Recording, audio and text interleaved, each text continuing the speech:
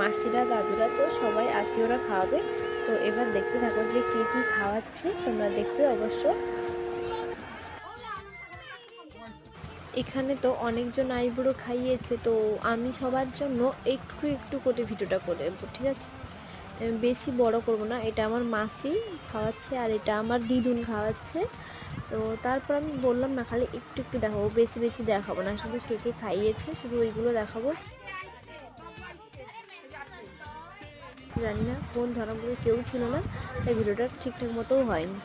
ইনি হচ্ছেন আমার বাড়ির পাশে জেঠিমা। আমার দিদি খাওয়াচ্ছে এখন আমাকে আইবুড়ো। তো দিদি একটু ব্যস্ত ছিল, আসতে পারেনি, তো এখন খাইয়ে দিচ্ছে। দিদি মানে অনেক চাপ, তো অনেক ব্যস্ত মানুষ সে, বোনের বিয়ে, তার মানে দিদি অনেক ব্যস্ত থাকে, সেটা তো বলার নেই কাউকে।